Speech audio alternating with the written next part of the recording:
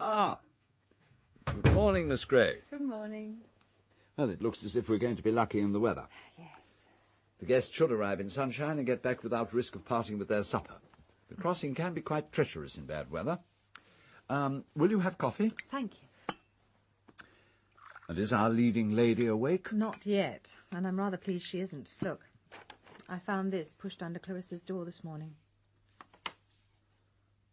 The great messenger of mortality. Somewhat melodramatic. Is the woodcut yours? If so, someone has mutilated it for you. Look on the back. Oh, dear me.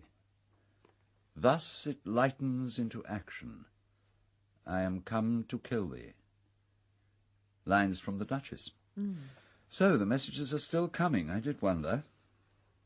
I take it that weeding out this kind of nuisance is one of your duties. One of them. So, is it yours?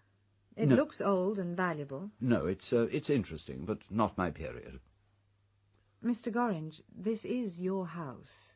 Miss Lyle is your guest. I accept the implied rebuke. One's guests certainly have the right not to be menaced while under one's roof, but what would you have me do? I'm not a policeman. I can hardly interrogate my other guests. Besides, is it any more than a practical joke in poor taste? Surely the best response is a dignified silence. Clarissa should demonstrate a total unconcern. And that's what she will do, at least until after the play. She won't see this. I can trust you not to tell her. Of course. I have a strong interest in Clarissa's success, remember. Incidentally, that woodcut belongs to Roma. Roma? How do you know? She told me she found it in a second-hand book and thought I might be interested. She showed it to me yesterday, just before the rehearsal, and I left it on the blotter on my desk in the business room. Where anyone could have seen and taken it. You sound like a detective. No doubt you'll be interested to know that the message was probably typed on the business room machine. Well, I can check that at least. Before you go, something else has occurred. Rather more annoying than a poison pen letter. Oh. Someone has broken the lock of the display cabinet and taken the marble arm. If, during your duties as secretary companion, you should happen to learn who it is, I'd be grateful if you'd suggest that it's returned. I admit the marble's not to everyone's taste, but I have a fondness for it. When did you notice it had gone? Well, Munter tells me it was in the display case when he locked up last night, and that was at 10 minutes past midnight. I found it missing and the lock forced when I went to the kitchen to make tea at 7 this morning. What are you going to do? Nothing. At least until after the play. I think it vital that Clarissa doesn't know. The least thing could upset her. We'll just have to hope no one else notices it's missing. And if they do, I suppose I can say I've removed it to please Clarissa. It's humiliating to have to lie, but if you think it important... I do. Very. Good morning, Ambrose. Any breakfast? George, my dear fellow. Of course. But where did you spring from? Got through my meeting late yesterday. Drove most of the night and slept in a lay-by. Thought Clarissa would like me to put in an appearance if I could make it. Good morning, Miss Gray. Sir George? Don't suppose Clarissa's up yet? Not yet. But how did you get to the island? I didn't hear a launch. Found a couple of early fishermen. I've been on the island for a couple of hours. Didn't like to disturb you. Yes, I will have coffee. Oh, what sort of a day? Looks as if it'll be fine. Your husband's just arrived. Apparently his meeting ended sooner than expected. George, but that's ridiculous. He isn't expected till late tonight. Well, he's here. Tug on that bell rope, will you? It's time Tolly brought in my tea. I wondered whether you'll still be wanting me. Well, of course I'll still want you. What possible difference does this make? You know what you're here to do. If someone's out to get me, they aren't going to stop because George has arrived. Before Miss Tolgarth gets here, could you tell me the programme for today? Don't you know? I thought I'd explained it. The curtain's due to rise at 3:30. Ambrose is arranging an early lunch about midday, and I shall rest up here alone from 1 o'clock. You can call me at exactly 2:45. The launch from Spaymouth will be bringing the cast at about 2:30. And there's a larger hired launch for the guests. That'll be arriving at about 3. And this morning, what's planned for the 3 hours between breakfast and lunch? I think we should try to stay together. We shall all stay together. Ambrose will be hosting a sightseeing trip to see the skulls of Courcy.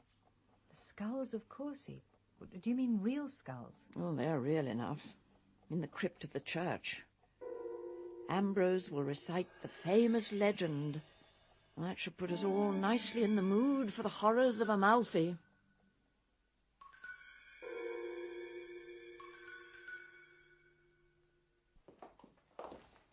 Looks more like a Turkish bath than a church. Oh, sorry, Gorins, but I can't admire it. Who did you say the architect was? George Frederick Bodley. And I'm sorry you don't like it.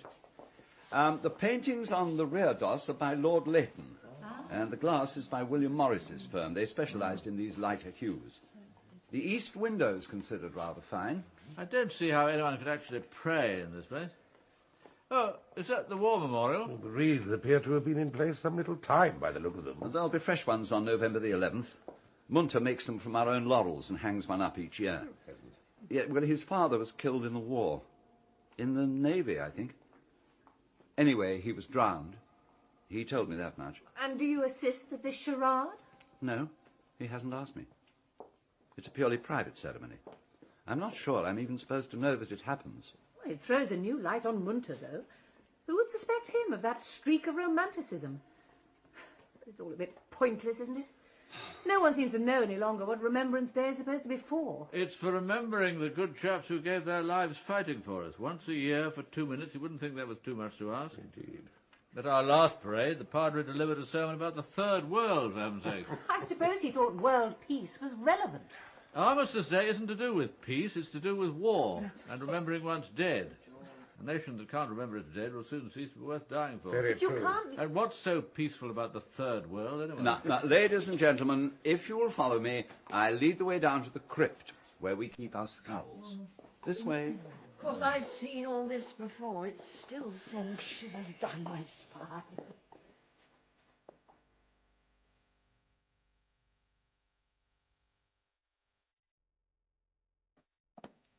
Oh, this part is Norman, isn't it? Quite right, Ivor. We're in the original structure down here. Now, are we all assembled? I'll put on the electric light now. Oh, my God! Who on earth were all these people? Generations of Courcy folk. To pack all these skulls together, row after row of them, it's obscene. But practical, Miss Lyle, you must admit, the optimum use of available space. Oh, hundreds of grinning skeletons. Deliciously horrific, don't you think? It's like a nightmare. And all wedged tightly together. Isn't that cement? Some of them have been cemented together. How observant, Miss Gray. Yes, that was found necessary some years ago when the skulls on the bottom rows began to crumble under the weight. Who gathered all these skulls together? My revered forebear, Herbert Gorringe, in the 1860s, soon after he bought the place. The story goes that all the inhabitants of Courcy Island were wiped out in the 17th century. Apparently, the de Courcy at that time had taken to exercising his droit de seigneur a little too freely. Local maidens from the mainland abducted, raped, and their tortured, mutilated bodies brought in on the tide days or weeks later. No one dared to do anything. Then came the bubonic plague. It raged particularly fiercely on this coast, but the island was safe. Till one day, the father of one of de Courcy's victims, knowing he was infected, launched his boat and set sail for the island. The de Courcys and their court were at dinner when the door to the great hall opened and he appeared. His huge, shambling, sea-drenched figure stumbling towards his enemy. There was a moment of astonished silence, and in that moment he reached the Lord, flung his great arms around him, and kissed him full on the mouth. And the plan worked. De Courcy and all his people were wiped out. Well, that story would make an opera. All you need is a Verdi or perhaps a Benjamin Britten. And when great-uncle Herbert began planting his pleasure garden, he kept turning up skeletons. So his men collected the skulls and arranged them here. Darling, your island's a positive repository of horrors. There's something much closer in time, isn't there? Tell us about the Devil's Kettle. Oh. Well, that story is rather beastly. Darling, don't be so stuffy. It's 40 years old at least. And I know about it anyway, but I want to see where it happened. And I've got a personal interest. George was here on the island at the time, weren't you, darling? Did you know that George was here? Yes, I know. Whatever it is, you may as well show us. Clarissa won't give you any peace until you do. That's right. It can hardly be worse than this place. Well, if you insist. We have to go down even further than we are, though, and to do that, I must unlock this door. We keep the key here. It's a bit stiff. Now, this way. 2 abreast only, please. And stick together. Watch your footing on these steps. They're rather slippery. They're worn right down. They were used daily for hundreds of years.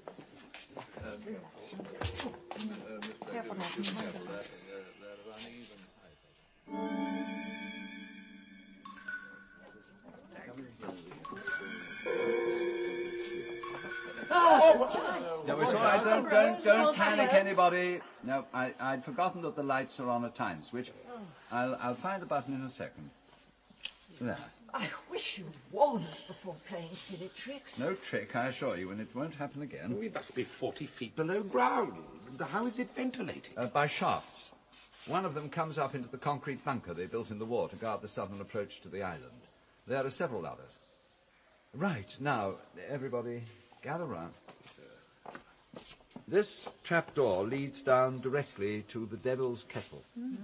Now, just draw back the bolts and open it, and you'll be able to see.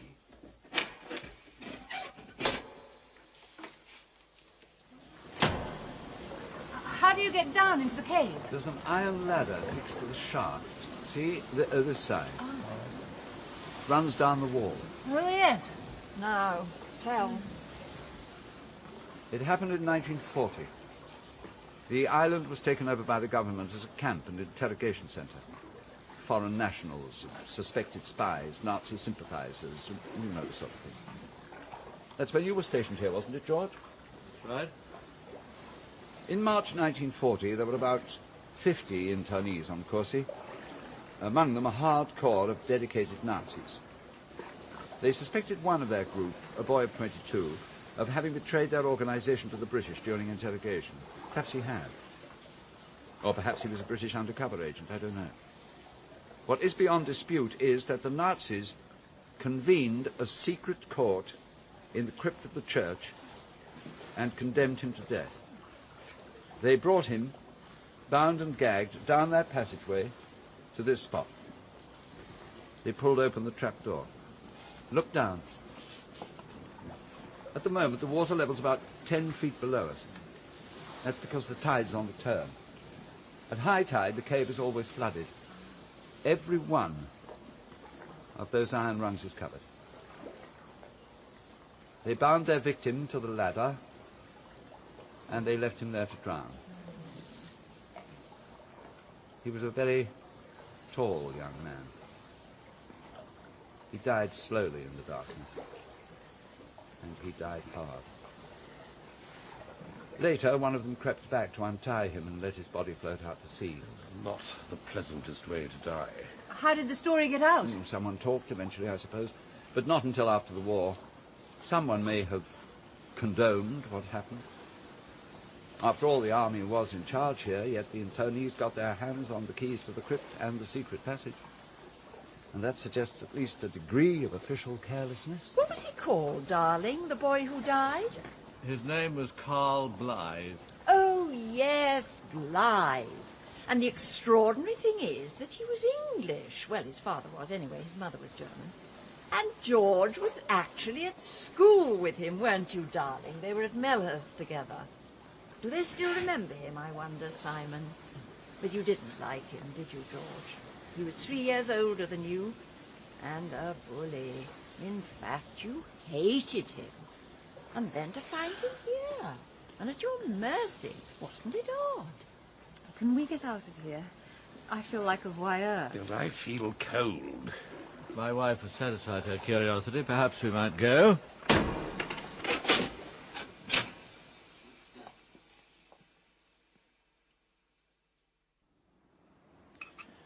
Poor Ralston.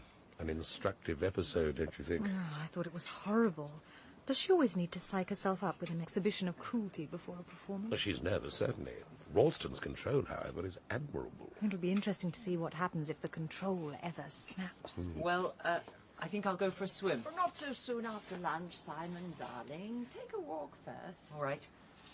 See you all later. At the theatre. Bye-bye. Time to rest. Coffee? Thank you. No, Ambrose, not before a performance. I thought you knew that. Will you ask Tolly to bring up the tea tray at once? China tea, she knows the sort I have. George, will you come up in 5 minutes? I'll see you later, Cordelia. All Better right. make it 1:10. Oh, Clarissa, just a moment. I've something to ask you. Come in, Cordelia. Lady Hold on for a moment. Would you sit down? Can you imagine it, George? 25,000, that's what she asked for. Came right out with it, red-faced like a child begging for more pocket money. Now, of all time, she couldn't even wait till after the performance. I haven't got any money. I'm an actress. Talk about crass stupidity. Important to her, I expect. Couldn't bear the suspense of waiting. Had to know. Oh, she never did have any sense of timing, not even as a child. Trust Roma to pick the wrong moment. Part of her general insensitivity. By God, she chose the wrong moment this time. Would there have been a right one? I told her outright. I'm not prepared to hand over capital to support a lover who hasn't the guts or decency to come and ask for it himself. And I threw in some damn sound advice for good measure. If you have to buy yourself a man, he's not worth having. She's madly in love with him, of course. That's what this shop of theirs is all about, a ploy to get him away from his wife. Roma in love, I ask you. My dear, is all that our concern? The money's my concern. Apart from anything else, I haven't a hope in hell of making a go of it. No capital, no experience, no sense. Why should I throw good money after bad? As you say. Cordelia, go and get yourself dressed. Right. Then lock your door and come out this way. I don't want you fussing about next door while I'm resting.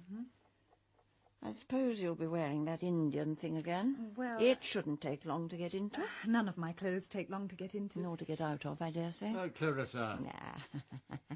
Dear George. Always so gallant. I wondered whether you'd like me to stay next door while you rest. The connecting door could be open or locked as you like. I wouldn't make any noise. I've told you I don't want you next door or anywhere near me for that matter. I can't speak verse when I know someone's listening, and I might want to. With the 3 doors locked and no telephone, I suppose I can hope to be left in peace. Now do go and change, collect anything you want from your room. Very well. I won't be a moment. And don't rely on being able to watch out front. I may want you backstage. All right. Well, I'll be off now. I won't come back before the performance. I'll see you backstage after. Goodbye, George. Cordelia, I'm setting the alarm for 2:45. You can come back about then, and I'll let you know if there's anything I want you to do during the performance. Fine. Well, I'm ready. I've locked my door and left the key in. I want to check that. Then I'll lock the communicating door myself. Very well. But if you want me, I'll be within calling distance. I can always get a chair from my room and sit at the end of the corridor with a book. Can't you understand English? What are you trying to do? Spy on me? No, I told you I don't want you next door, and I don't want you pussyfooting up and down the corridor. I Yes, don't but- want you or anyone near me. What I want now is to be left in peace. Then will you at least roll up one of your towels and wedge it against the door? I don't want anyone delivering notes to you by hand. What do you mean? Nothing has happened since I arrived? Nothing. And I just want to make sure it stays that way. All right. It's not a bad idea. I'll block the bottom of the door. Right. I'm going. Please lock the door behind me. I'll wait outside till I'm sure. Goodbye, Cordelia. Yes, well, goodbye. Oh.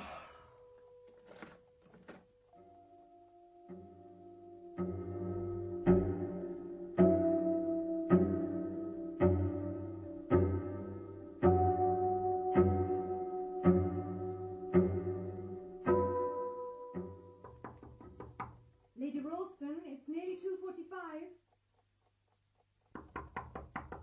Lady Ralston? Oh, you've unlocked the door. Are you up already? It's 2:45. Lady Oh, no.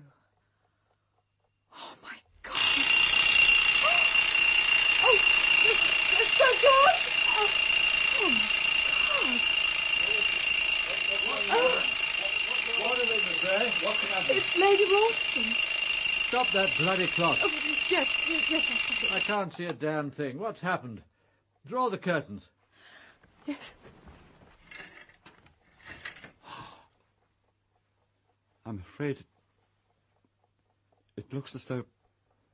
Sorry. Merciful heaven. I'm so sorry. You employed me to look after her. I was here to keep her safe. I should have stayed with her. You couldn't have known. It's her face. Someone has destroyed her face. And there's what did it. The baby's arm. Oh, those little marble fingers. Covered with blood. Oh. Dripping with blood. Don't touch it. But look. Look, underneath. Isn't that... It is. Another message. The blood, I can't quite... Other sins only speak. Murder shrieks out. The element of water moistens the earth, but blood flies upwards and bedews the heavens. Horrible, horrible. Oh, I should never have left her. I didn't believe she was in any danger. No one did. And she wouldn't have let you stay with her, you or anyone. Don't blame yourself. Oh, but I knew the marble had been taken. I should have warned her. Against what? Oh. You couldn't have expected this. Don't blame yourself, Cordelia. Gorringe, you better ring the police at once. Yes. We mustn't touch anything. Both these rooms must be locked. And isn't the audience on the way by launch? We'd better prevent them from landing. And I'll organise a search party. Oh, well, mightn't it be better to wait for the police? I'm not prepared to wait. Where's Oldfield? In his cottage, I imagine. The stable. I'll get him to take out the launch and patrol the channel. That'll block any escape by sea. Well, I think we'd better leave the room and lock the door till the police come. Quite right. Come along, Gorringe. Yes, yes. I'll find Oldfield. You ring the police. Yes, yes. What's up, sir? Where's Miss Lyle? It's nearly 3:00. Excuse me, Tolly. It's late. You're supposed to have called her. You can't go in.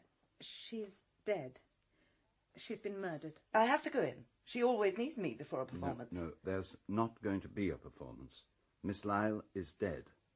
Murdered. I'm just about to ring the police. Until they arrive, no one can go into that room. The boy? Does the boy know? Simon? No, not yet. No one knows except Sir George. We've only just discovered the body. You'll break it gently, sir. It'll be a shock to him. It's a shock for us all. Not, I think, sir, for one of us. If you'll excuse me. I've never understood that woman. I doubt whether Clarissa did. Why this sudden concern for Simon? She's never shown any particular interest in the boy. Oh, well. I'd better get on with telephoning the police.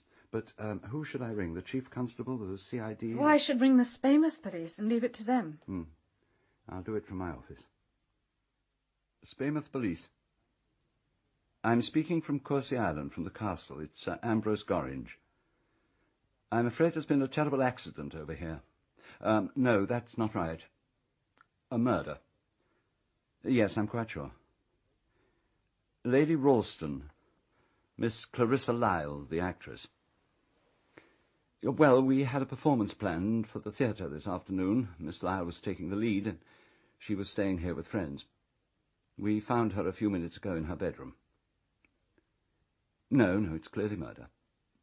I won't go into details if you don't mind, but it's very messy. Oh, and I noticed that her jewel box is missing. Right. Yes, we've locked the room. Very well, thank you. Yes. Goodbye. What did they say? Much as expected. Lock the room, don't touch anything, keep people together, don't let anyone land. And they're sending over a senior police officer, Chief Inspector Grogan.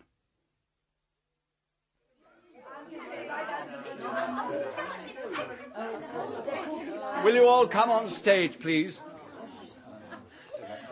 Now, quiet, please, everybody.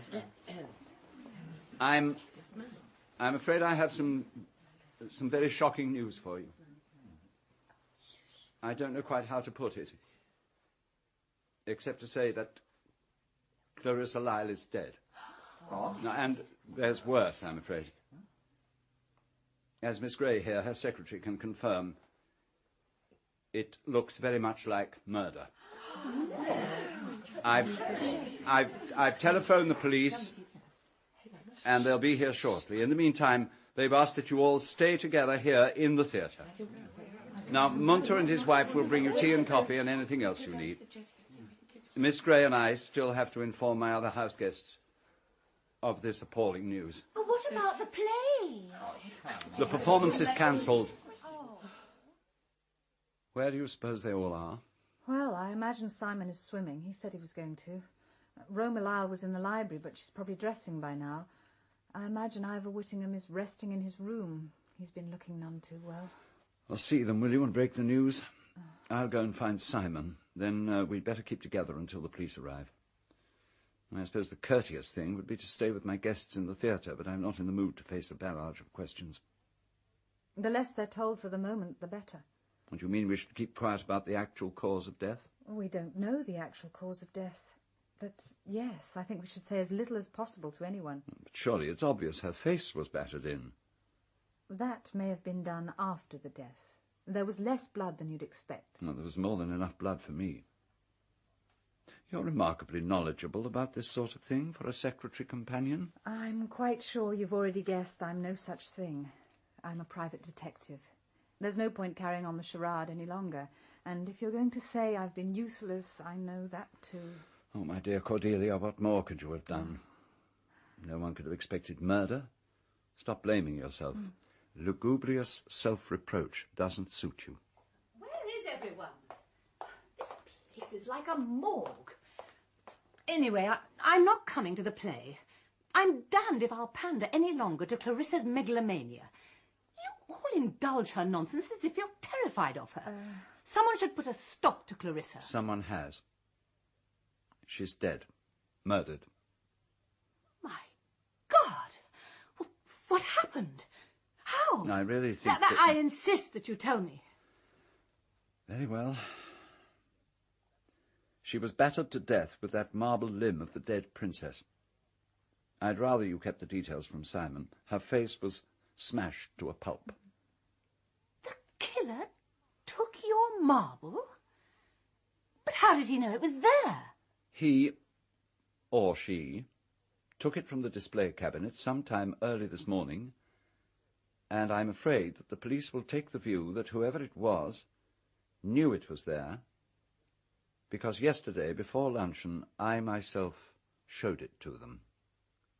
Richard Vernon, General Ralston, Patricia Garwood, Roma, Richard Pierce, Simon, Christopher Scott, Colin, Avril Clark, Tolly, John Bull, Sir James, John Warner, Gaskin, Anna Cropper, Mrs. Munter, and Marcia King, Miss Maudsley. The pianist was Geoffrey. Do you not weep? Other sins only speak. Murder shrieks out. The element of water moistens the earth, but blood flies upwards and bedews the heavens. Cover her face. Mine eyes dazzle.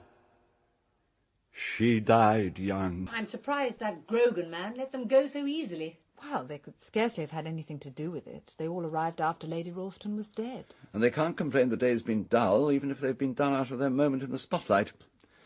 Clarissa's murder will be all over the county by dinner time.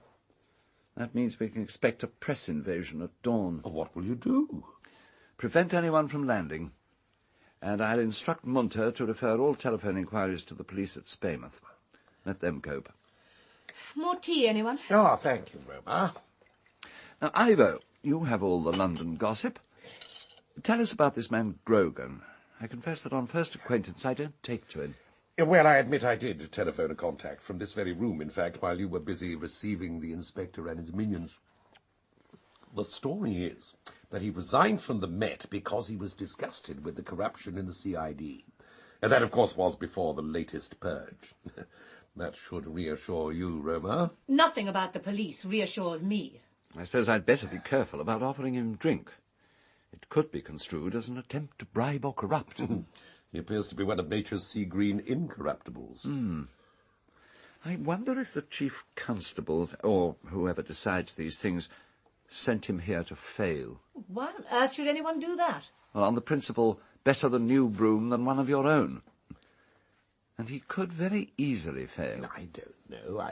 But doesn't this have all the hallmarks of a storybook killing? A close circle of suspects, an isolated scene of crime conveniently cut off from the mainland. It should all be tied up in a week. Suspects ranked in strict order of priority. First the husband, then the heirs, family, friends, acquaintances. As an heir and a member of the family, I hardly find that reassuring. If the killer keeps his head clear and his mouth shut, I doubt whether he's in real danger. Oh? It isn't what the police know or suspect, it's what they can prove. You sound as though you don't want it solved. On the contrary, I should prefer to have it solved. It'd be tedious to spend the rest of one's life as a suspected murderer. It'll bring in the summer tourists, though, won't it? People love blood and horror. You'll be able to show the scene of the crime. For an extra 20 pence, of course. I don't pander to sensationalism. That's why summer visitors don't get shown the crypt. And in any case, this is a murder in poor taste. Aren't they all? Not necessarily. But this one strikes me as particularly bizarre, extravagant and theatrical. In other words, entirely appropriate to its subject. Incidentally, isn't it odd that we've been left here alone? I thought there'd be at least a plainclothes underling sitting in and taking notes of all our indiscretions. Cordelia, in your capacity as a private eye, I suppose you've been co-opted and will be reporting everything back to the inspector. I am employed by Sir George. And the police know their limits.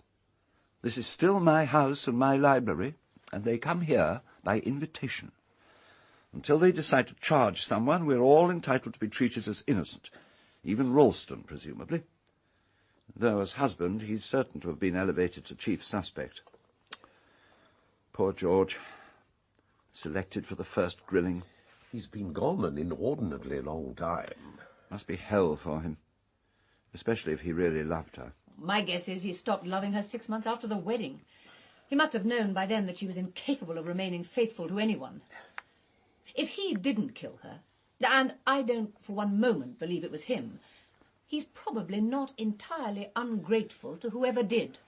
And the money will come in useful to subsidise that fascist organisation he runs. But don't you get some of the money, Roma, my dear? And won't it come in useful to you? I'll be glad enough of it, I suppose, when it actually comes. But I don't need it. It certainly isn't important enough to kill for. And I damn well resent the offensive way in which we've all had our fingerprints taken. I mean, what else are they doing, apart from grilling poor George? Collecting scientific evidence, samples of blood, body fluids. They'll analyse the dregs of tea to find out if she was poisoned or perhaps drugged before she was killed. She was lying very peaceably on her back. It didn't need a drug for Clarissa to lie peaceably on her back. I'm sorry. It's just that I can't really believe it. I can't picture Clarissa lying there, battered to death. She was alive, now she's dead. I didn't like her, and she didn't like me. Death can't alter that. I'm going for a walk. I've got to get out of this place. If Grogan wants me, he can come and find me. Yes, I suppose Ralston will get most of the money. How much is that, Ambrose? Oh, my dear Ivo, I don't know. Clarissa never confided the details of her personal finances. We weren't that close. I rather thought you were. Now, that's one surprising fact about Clarissa. She loved to gossip, but she could certainly keep a secret when she wanted to. Clarissa liked hoarding, and that included nuggets of useful information. How unexpected, and how very dangerous. Oh, George, my dear fellow. And how did you find the legendary Grogan? Perfectly civil. I suppose he knows his business. I confess to some curiosity about police strategy and technique. Reviewing Agatha Christie at the vaudeville is a poor preparation for the real thing. Oh, it's all pretty much as you'd expect. Where was I and what was I doing this afternoon? I told them. I was bird watching on the West Cliffs. I was also able to say I saw Simon through the binoculars on the way home. I saw him coming ashore after his swim. Grogan seemed to think that was important. Now, what about this morning? Are we expected to detail every waking moment? Didn't say more than I needed. Told them about our communal visit to the church. Mentioned the Devil's Kettle and the wartime drowning, but didn't give details. No point in confusing the investigation with old history. Not their concern. How reassuring. That's rather the line I propose taking. I'll have a word with Roma when the opportunity arises, and George, you might speak to the boy. When I see him. Oh, sorry, I forgot. Cordelia, they want you next. Oh, right. Where are they? I've put them in the business room. You're saying you locked your door from the inside? That's what I said, Chief Inspector, from the inside. And left the key in the lock? Yes. I still don't see why. Well, it seemed the sensible thing to do. Anyway, Lady Ralston said she wanted to make quite sure for herself, after I'd gone, that the door was locked. Sergeant Buckley, would you kindly check back and see what Miss Gray told us last time on this point? Yes, sir. Oh, here it is. Miss Gray, I locked the door of my room leading to the corridor. Question, from the inside? Answer, yes. And what did you do with the key? I left it in the lock. Why? I wanted Lady Ralston to be able to check for herself before she locked the communicating door. Right. Well, Miss Gray, whose idea was it? Yours or Lady Ralston's? I honestly can't remember. What I do know is that she was extremely anxious to be left entirely alone. I let myself be persuaded. So you went out into the corridor from Lady Ralston's room? That's right. And she locked herself in? Yes. You didn't lock the door from the outside? Of course not. I've gone through this sequence at least 3 times, Inspector. 3 times? Sergeant Buckley? I believe it is, sir. And you'd persuaded Lady Ralston to wedge a towel under the door? That's right. Why precisely? Again, please, Miss Gray. To make quite sure she didn't receive another of those threatening notes, especially so close to the performance. You'd already intercepted 2 while on the island? That's right. One in the post that came over with us in the launch, and a second when we were all together down in the crypt, when the lights failed. When you came back to Lady Ralston's room just over an hour later, the door was unlocked? Yes. It surprised me. I thought she'd already got up and was dressing. And the towel, Miss Gray? Where was the towel she was supposed to have wedged under the door? I don't know. There wasn't a towel around. This missing jewel box that Mr. Gorringe reported, did you notice it had gone? Yes, I did. But in the shock of finding the body, I didn't say anything. You say you were employed by Sir George Ralston to be with his wife? I was employed to look after her. And I let her get killed. Well, stop feeling sorry for yourself. Presumably you didn't think she was in any real danger, nor did her husband. Nor did the Metropolitan Police, apparently. Well, I can see why they might have been sceptical. Really? Yes. I wondered whether Lady Ralston had sent one of those notes herself, the one written on her husband's typewriter when he was in America. And why should she do that? To try to exonerate Sir George. I think she was afraid the police might think he was sending the notes. But I believe the idea backfired, and they suspected that she sent that message herself. They did more than suspect, Miss Gray. They tested the saliva on the flap of the envelope. Oh. You could hardly expect them to take the death threats very seriously after that. Oh, no. Any other conclusions about the notes? Well, apart from the message Lady Ralston sent herself, I thought it was possible that 2 different people were involved. I wasn't shown the first half dozen she received. I thought it was not unlikely that they were different in some way from the later ones, and that was why they'd been destroyed. And who might this original correspondent have been? I don't know. Well, who do you suspect? I can't say. Can't, or won't. Look, Miss Gray, let's get one thing straight, shall we? Lady Ralston was battered to death.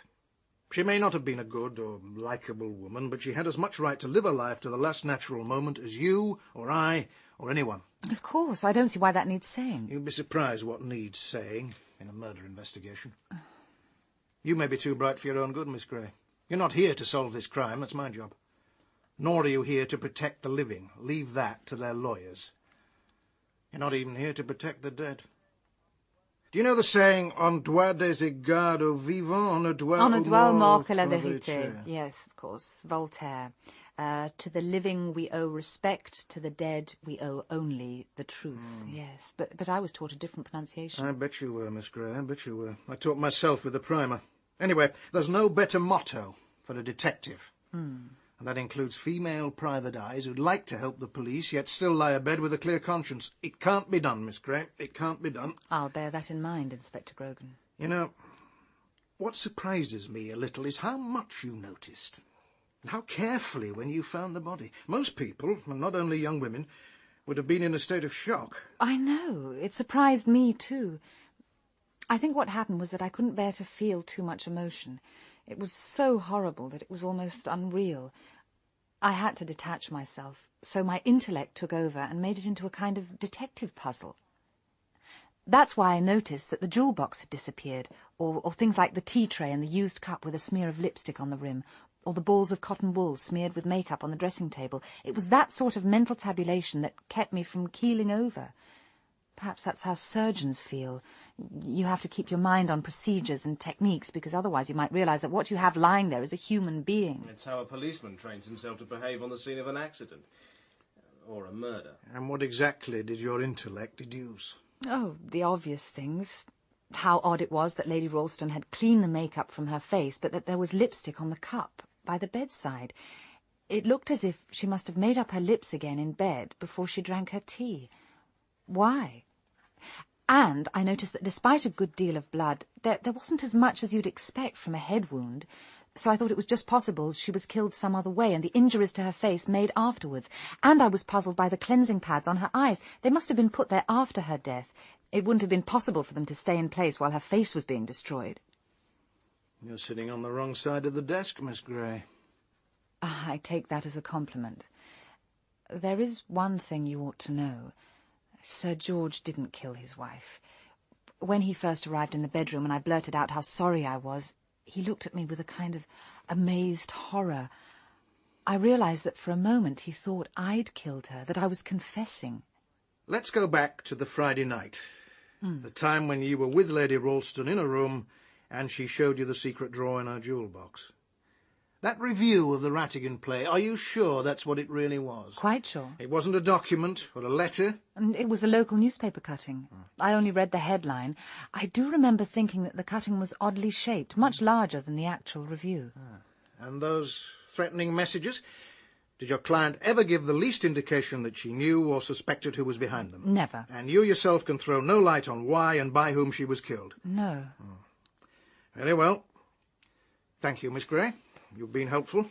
Not perhaps as helpful as I'd hoped, but helpful. I've told you everything I know. Oh, it's early days yet.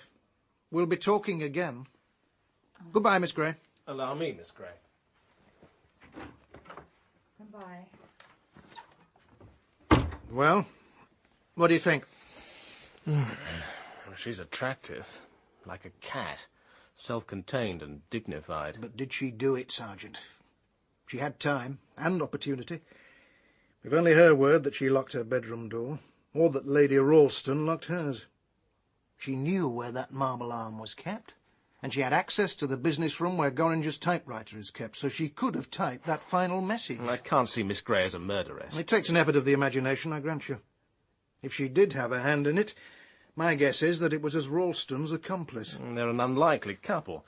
It's difficult to see what they have in common. Politics rather than bed, I imagine. But police work teaches you that when it comes to sex, nothing is too bizarre to be ruled out. Did you believe what she said about that look of amazed horror on Ralston's face? No doubt he would look amazed if he thought she was confessing to a murder he'd done himself. So, we'd better find out what, if anything, the Met know about Cordelia Gray and her agency. And while we're at it, there are a whole host of other unanswered questions. What did Simon Lessing really feel about Clarissa? And how exactly did his father die? Yeah. Is Miss Tolgarth quite the devoted dresser-cum-family retainer that we're supposed to believe? What sort of money is Sir George spending on his private militia? How much precisely is Roma Lyle going to get from the will, and how badly does she need it? And that's just for starters. Yeah, certainly a choice bunch of suspects. A baronet, a distinguished theatre critic. A best-selling novelist, a female private eye, a respectable bookseller, ex-schoolmarm, and a spotty schoolboy. To say nothing of the butler, sir. Difficult to overlook a man as tall as that. Thank you for reminding me, Sergeant. We mustn't forget the butler. In fact, why not let's hear what Munter has to tell us? My duties, sir, have never been precisely defined. This is not an altogether orthodox household, but I'm in charge of all the domestic arrangements, and I supervise the two other staff, my wife and Oldfield. And how long have you been part of this unorthodox household? My wife and I came into Mr. Gorringe's service in July 1978. Shortly after his return from 12 months spent abroad, he'd inherited the castle from his uncle the previous year. This play, it was to be a regular event, was it? An annual drama festival, perhaps? I'm sorry, sir. I have no means of knowing that. Mr. Gorringe didn't confide his plans to me. Once was enough, I should think. Must have made a lot of extra work for you and your wife. The domestic inconvenience caused by Lady Ralston alive was as nothing compared with the inconvenience of her murdered. You found her a pleasant, likeable guest, then? She seemed a very agreeable lady. Right. Now, let's get on with it. You know what we want. A full account of where you were, what you were doing, and who you saw between 1 o'clock, when lunch was over, and 2:45, when Miss Gray found the body. I spent the whole of that period on the ground floor of the castle, preparing for the play and the supper party that was supposed to follow the performance. I doubt if I was out of someone's sight throughout that time. Except when I remembered that Mr. Gorringe had asked me to find a different musical box for Act 3. Lady Ralston had apparently taken a dislike to the one used in rehearsal. I came into this room to fetch it from the chiffonier. And what did you do with it? I put it next to the other on the props table backstage. Shortly afterwards, Mr. Gorringe arrived, and we checked over the props together. How long afterwards? Oh, it might have been 2:15. Might have been. I wasn't checking the time, sir. All right. And then? Then it was time to go to the quay to meet the launch, bringing the rest of the cast from Spaymouth. Mr. Gorringe and I showed the gentlemen to their dressing rooms, and my wife and Miss Tolgarth took care of the ladies. Then I went to the dining room to collect the chairs together for the supper party. I was there when Mr. Gorringe came to tell me of Lady Ralston's murder. Munter. The most dreadful thing. I've just come from upstairs. Lady Ralston is dead. Murdered. Murdered? What, in our house? In her bedroom. But how, sir? I'm afraid she's been battered to death. I've just left her. Sir George and Miss Gray are still up there. Now, you must go down to the quay and prevent all those guests from landing. Yes, sir, of course. Immediately. I'll come down as soon as I can and explain why the performance has been cancelled. I can see the launches from here, sir. How far away are they? I'd say 3/4 of a mile. Now, then there's plenty of time for you to get down to the landing stage. We simply can't have another 80 people on the island all milling about getting in the police's way. Yeah, I'm just about to telephone them. I'll get down there right away. What shall I say, sir? Well, you'd better tell them Lady Ralston has been killed. If they ask how, say a blow to the head. There's no need to harrow them unnecessarily. In the event, I wasn't required to tell them anything, since Mr. Gorringe had joined me by the time the launches arrived. A blow to the head. You've seen the body? No, sir. Mr. Gorringe locked the bedroom. But you've no doubt formed some opinion as to how the blow to the head was inflicted? Well, I did wonder whether it was connected with the missing marble hand. Mr. Gorringe found the display case forced in the early hours of this morning. But you saw and heard nothing? No, sir. I was busy in the kitchen. There's been murder here. Bloody murder of a defenceless woman. If there's anything you know, I expect to be told it. Clear? Perfectly, sir. Corsey Island is used to murder, and the murderers have seldom been brought to justice. Perhaps you and your colleagues will have better luck. You'd known Lady Ralston from childhood, sir? Our fathers were both in the diplomatic service, but I saw little of Clarissa in recent years, until I inherited this island from my uncle. We met at a theatrical first night. And she suggested that you might stage a play for her? No, I really can't remember who suggested that first. And the marble limb. That was last seen by you when? At about 11:30 last night. When I went to the kitchen at 6:45 this morning, I found the lock forced and the hand missing. All members of the house party had seen it and knew where it was kept? All except Simon Lessing. Ah, yes. The boy must have resented his father's marriage to Lady Ralston, on his mother's account, if not his own. Oh, it was 6 years ago, and I doubt if he resented it enough to pick this moment to bash his stepmother's face in. Does Sir George know you suspect the boy? I never said I suspected him. But I do find everyone's concerted measures to protect him interesting. It's only natural. He was very shocked when I broke the news to him. His own parents are dead. He was devoted to Clarissa. It strikes me, sir, that you've taken a lot of trouble for Lady Ralston, one way or another. Putting on the play for her, restoring the theatre, entertaining her guests. Must have been an expensive business. Happily, I'm not a poor man. And since you raised the matter, the theatre was restored for my own satisfaction, not Lady Ralston's. She wasn't hoping that you might partly finance her next professional appearance. What's the theatrical jargon? Be her angel? That particular angelic role has never attracted me. There are more amusing ways of losing money. But if you're trying tactfully to suggest that I may have owed Clarissa a favour, you're perfectly right. It was she who gave me the idea for my bestseller. Autopsy, in case you're one of the half-dozen who haven't heard of it. No, Inspector Groven, you've been gossiping with the wrong theatrical people, I'm afraid. Not Ivo Whittingham, by any chance?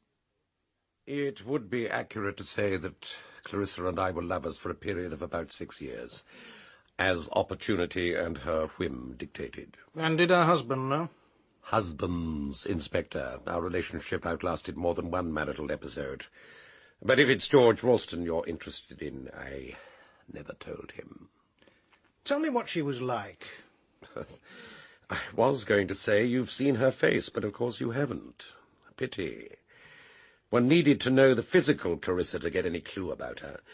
She lived intensely in and through her body. The rest is a list of words. Egocentric, insecure, clever, kind or cruel as the mood took her, restless, unhappy. But she had certain skills which a gentlemanly reticence inhibits me from discussing. She probably gave more joy than she caused misery. That can't be said of many of us. I once said her the words of Thomas Malory, Launcelot speaking to Guinevere, "Lady, I take record of God, in thee I have had my earthly joy." I don't take them back, whatever she may have done. Whatever she may have done? A form of words merely. So you mourn her? No, but I shan't forget her. Why are you here, sir? Here? Oh, on the island? Well, why are any of us here? Because Clarissa wanted us here. I, at least, was commissioned by one of the Sunday papers to do a piece on the island and the theatre, but as for the others, the boy, for instance, Simon Lessing, he didn't seem to have a notion as to why he was invited. I think Clarissa might have wanted to show me off. My piano playing, I mean. She liked to impress people.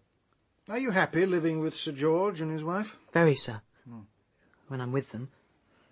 Mostly I'm at school. It's term time now, isn't it? Yes.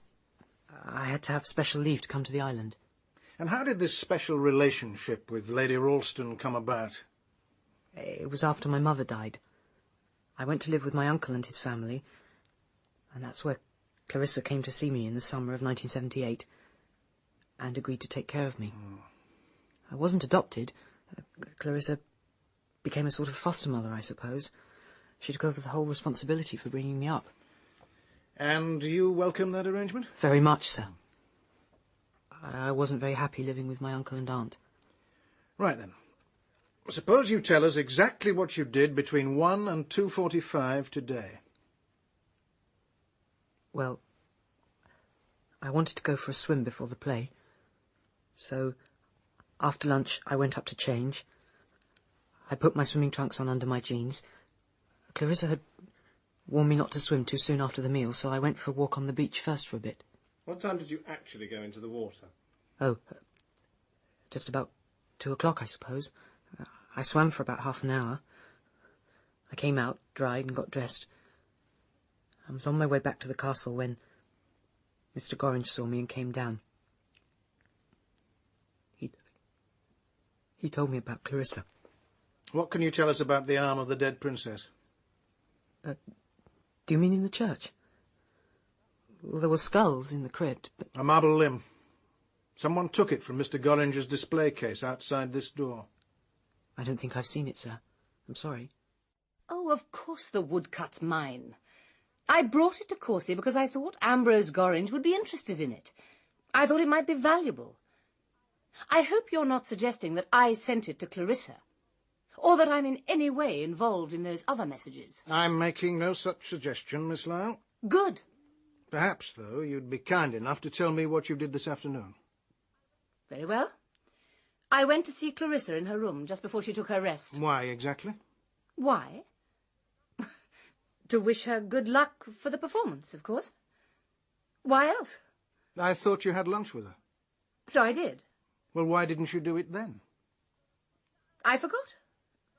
I realized as soon as she'd gone upstairs. I had to wish her good luck. I see. And you left her when exactly? Oh, at 1:05. And then what? Then I went to the library. I stayed there till 2:30. And then I went up to my room to change. Was anyone with you in the library? No one. I was alone all the time. Oh, except that Miss Gray put her head round the door at about 1:20. What were you doing there? What does one usually do in a library, Inspector? I was reading. All the time? It is possible, even in this day and age, to sit and read for 90 minutes, Inspector. But if you must know, I was also waiting for a private business call from my partner. And before you ask, no, it did not come through. So, you sat by the telephone and read. Is that all? For a few minutes I wrote a letter. I see. Do you have the letter? I decided not to send it. I tore it up. A letter, Sergeant.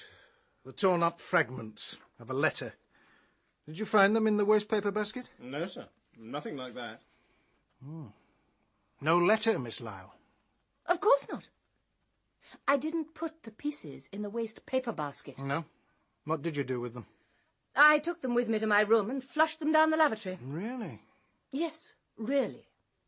Why not? And you went up to your room when, exactly? At 2:30. Wasn't that leaving it a little late to change for the performance, Miss Lyle? Yes, well, I decided to give the play a miss, actually. Oh, there's nothing so surprising in that, Inspector. I'd seen quite enough of Clarissa's histrionics. I simply preferred to take a walk, that's all. What did you make of all that, Sergeant? Would you care to propound a theory to explain all those intriguing eccentricities of behaviour? Well, let's say she was expecting a telephone call from her lover. When it didn't come, she decided to write to him. Then she thought better of it and tore up the letter. She collected the bits from the waste paper basket because she didn't want us piecing them together and reading her private correspondence. Ingenious, Sergeant. But you see where it leaves us. At the time she tells us she took those scraps upstairs, she couldn't have known the police would be here to poke their noses into her private correspondence, not unless she also knew by then that her cousin was dead. Well, let's not read too much into it, Sergeant. It might have been the servant she was protecting herself from, not us. I suppose so, sir. And Miss Roma Lyle's story is not the only unconvincing one.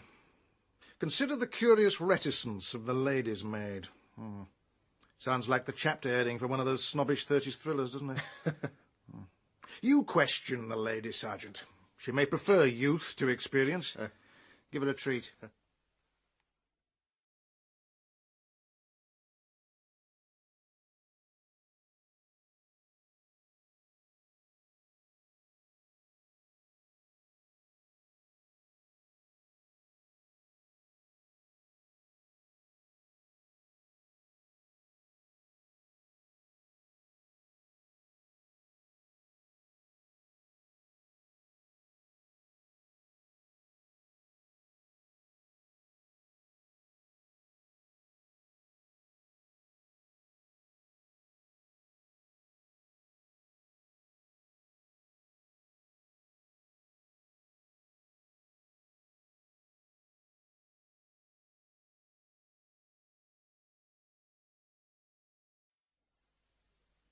Of course I knew about the threats. Who do you think was sending them, Miss Tolgar? I don't know. You know all Miss Lyle's friends. Haven't you any idea who it might have been? It isn't for me to make guesses. No, Miss Tolgar, quite right. Now, what about this afternoon? What did you do after lunch? The normal, before a performance. Which was? Miss Lyle always rests for a couple of hours. She has a tray of China tea made with lemon. I prepared that in the kitchen and took it up to her. Was anyone with her? Sir George. And then?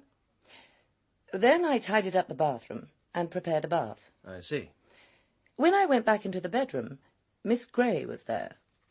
She went into her own room to change, and while she was there, Sir George left. I went shortly afterwards. I came back at 2:45.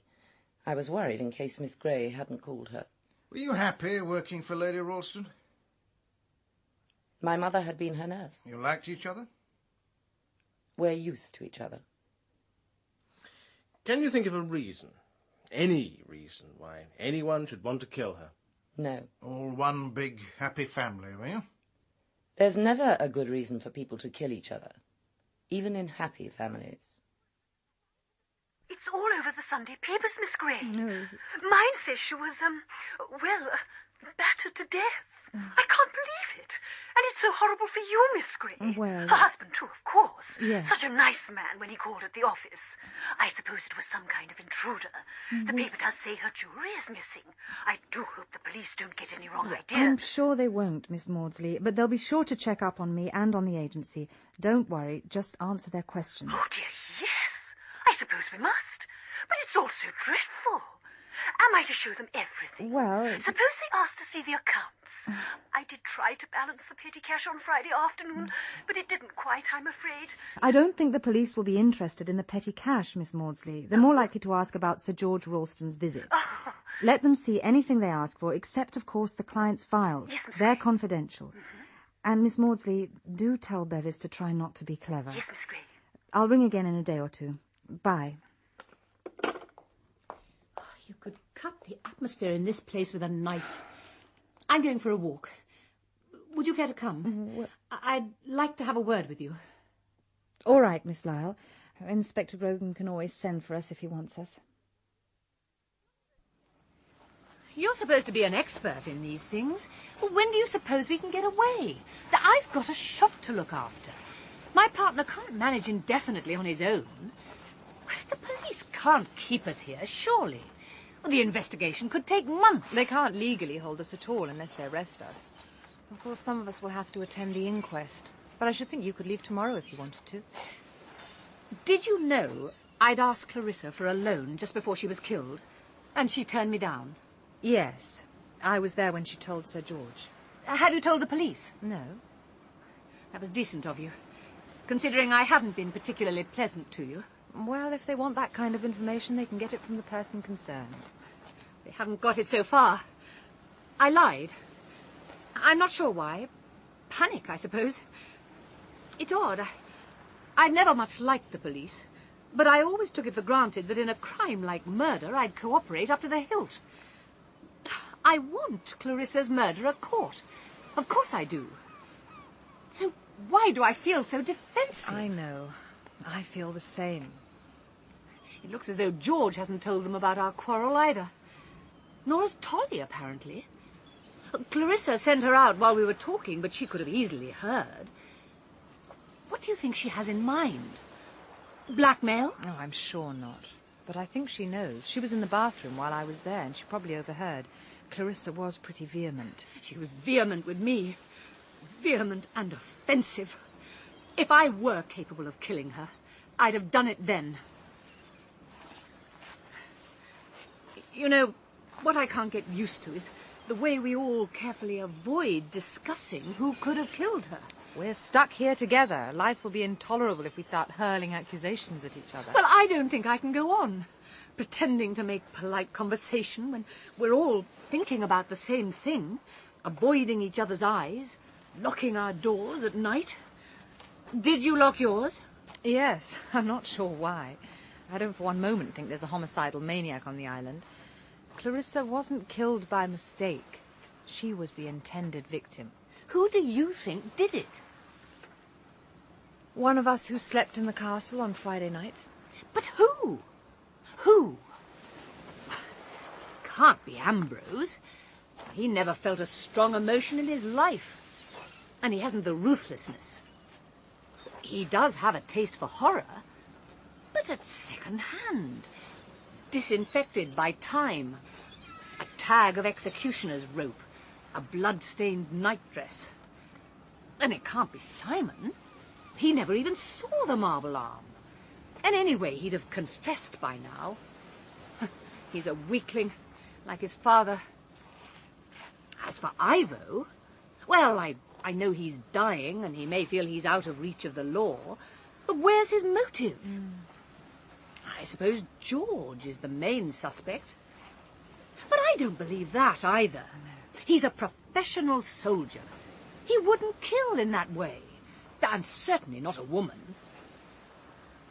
Could be the Munters, I suppose. Or even Tolly. But I can't think why. That leaves you and me. It wasn't me. And if it's any comfort to you, I don't think it was you either. Thank you. Tell me about Clarissa. You spent a lot of your holidays with her as a child, didn't you? Oh, God, those awful Augusts. Clarissa's mother wanted her to have young company, and my parents were glad to have me fed and boarded free. We got on quite well then, oddly enough. United by our fear of her father, I suppose. She lived in terror of him. No wonder she spent the rest of her life looking for love. But then don't we all? I thought she adored her father, that he was an overindulgent, devoted papa. Is that what she told you? How typical of Clarissa. He was a brute. Not physically, but that might have been more endurable than cold sarcasm and contempt. He didn't really like women. And Clarissa wasn't even pretty as a child. I was told something about her, something she'd done, and I thought she was a monster. But perhaps no one is. Not entirely. Not when you know something about them. She was a monster. But when I think of Uncle Roderick, I can understand why. Look, there's Grogan. He can see us from up there. Oh, yes. Hadn't we better be getting back? He'll suspect us of conspiracy. Isn't that my window? Oh, what's he doing in your room? Telling that young Bobby what to do, I suppose. They're reconstructing the crime, or what they think happened to Clarissa's jewel box. Look, he's climbing down the fire escape with a box in his hands. Why? There you are. He's throwing it as far out to sea as he can. And there's a diver there, in that rowing boat. So they think it was a robbery, and the empty jewel box was thrown into the sea. Exactly. But my guess is that they'll find it still contains Clarissa's jewels. And for someone on the island, that would be very bad news indeed. All right. So now we know from the autopsy that Lady Ralston was killed by a blow from a blunt instrument. The subsequent damage was done maybe 10 minutes later after death. So we have a murderer who sits and waits while she dies and then... what? Decides he didn't much like her and gives her a bit more. He could have spent the time searching for something and been enraged when he didn't find it. Searching for what? There's no sign of a search. If he was looking for something, he knew what he was about. My guess is that he found it. I wonder what Mrs. Beeton would reject as the most inappropriate meal for this kind of occasion. A borscht followed by steak tartare. Don't you care at all? I don't like to think that she suffered or was in terror even for a moment. But if you mean, do I care she's no longer alive, then no, I don't really care. We'll have to serve ourselves, I'm afraid. I told Mrs. Munter to take the evening off and get some rest. Munter hasn't shown himself since lunch. If the police want to interview him again tomorrow, they'll be unlucky. Drunk, is he? I thought he might take to the bottle. Yes. I'm afraid this sort of thing does happen from time to time. It usually lasts 3 days. I suppose it's his release from intolerable boredom. This island isn't really congenial to him. He has an almost pathological dislike of water. Where's Roma? Oh, she says she has a headache. She took sandwiches to her room. I was rather wondering about Munter. Oh, my dear Cordelia, in what connection? I was wondering whether he might have found a way of augmenting his income. Perhaps a little smuggling on the side. Oh? The Devil's Kettle would be a useful unloading point. I noticed he keeps the trapdoor bolts very well oiled. Oh, what a little detective you are, to be sure. And on Friday night I saw a light flashing out to sea. I wondered if it were acknowledging a signal. Well, of course, he is traditionally a smuggler's haven, and most sailors in these parts do a little amateur smuggling. Oh, it wouldn't amount to much, you know, a few casks of brandy, perhaps. Not that Munter is a sailor. He can't even swim. God, there's someone in the garden. He wants to get in. He's trying to get in. Dear heaven, it's Munter. He's gone berserk.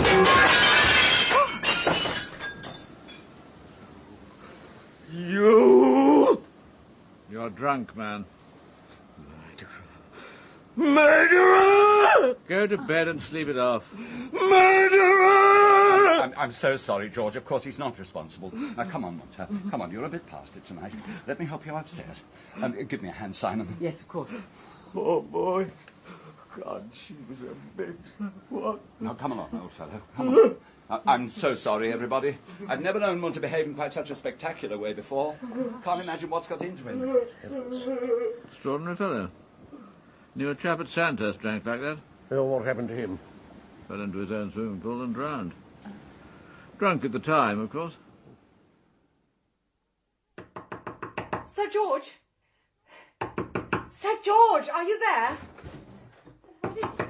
What's happened? There's been an accident. Or worse. Worse? What's all the noise about? Is there a fire? Sir George! Cordelia, what's up? Are we all here? Oh, where's Simon? I'm here. That's all of us accounted for, then. Listen, everybody. I think... What? What is it? Well, I could see the pool's just below my window. There's someone in it. In it? You mean not swimming? Not swimming. Just down there, just below the surface, amongst the leaves. Below the... Oh, well, someone had better... Simon, will you? Yes, I'll go. I'll go in and see. I won't be a minute. Come on, let's get down there.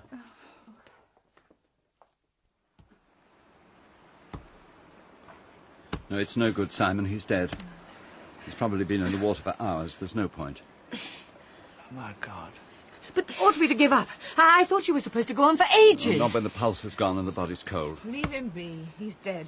Can't you see he's dead? Come on, Simon. You're worn out. Here, put this towel around you. Thanks. I'm so very sorry, Mrs. Munter. When did it happen, do you know? How can I tell, sir? I don't sleep with him when he's drunk. No, of course not. But you must have heard him go out. He left his room just before 3:30. Well, we'd better get him indoors. Yes, but ought we to move him? Isn't it usual to leave the body till the police arrive? But that's only in a case of murder. This is an accident. He was drunk and he fell in and was drowned. It's perfectly obvious. I don't think it matters if we move him. It isn't as if we found him like this. Oh, I almost forgot. There's some kind of box down there wedged among the underwater plants. I felt it when I released the body. Should I bring it up? The jewel box. No, I don't think so. It felt larger, and I'm pretty sure it was smooth. He must have dropped it as he fell. Do you mind going down a second time? I'm all right now. I won't be long. I'll soon get it. Can't we at least cover him up? Of course. Could you fetch something from the house? Why, Cordelia? She's not your servant. Munter was. And you can't even bring yourself to say you're sorry he's dead. You didn't care about Clarissa, and you don't care about him. Nothing touches you. And who are you, for God's sake? Your grandfather made his money out of liver pills and gripe water. If it's of any interest to you, I would rather see all of you, with one possible exception, dead at the bottom of my pool than lose Karl Munter.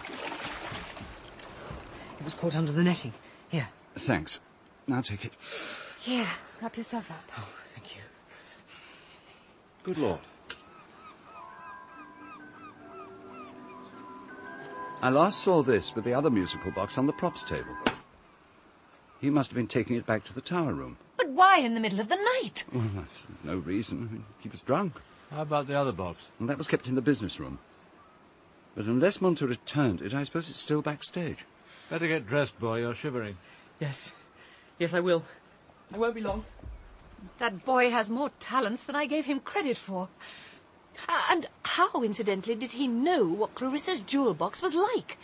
I thought you only gave it to her, Ambrose, when she arrived on Friday morning. I suppose, like you and me, he's been to her room and been shown it. Oh, I realise that. I was just wondering when exactly. Why not leave all that to Grogan? One amateur detective in the house is enough, surely. I'll go and telephone the police. And I'll get back to bed. And after I've had my stint with Grogan, I'll relieve you of my presence here. Death is becoming rather infectious in your paradise. Well, I suppose we may as well go and see if the second musical box is back in the business room where it's usually kept. Good idea. And by heaven it is. What's going on? The second musical box. It's back in the chiffonier. That's odd. So he did return it. Well, probably couldn't rest until he'd started putting things to rights. Except that he's changed them around. This one belongs in the tower room. How could you possibly know that? Because I saw it there on Friday afternoon while Clarissa was rehearsing. I went to explore the tower and found the room. I couldn't be mistaken. Well, they look very alike. But they play different tunes. I opened the box in the tower room. This box, it played Greensleeves. The one at the rehearsal played the Scottish melodies that Lady Ralston objected to so much. So Munter went up to the tower and fetched this one for the performance. And that was yesterday afternoon. And that means that somewhere around the time of the murder he was within a few feet of Clarissa's door. He could have seen someone entering or leaving.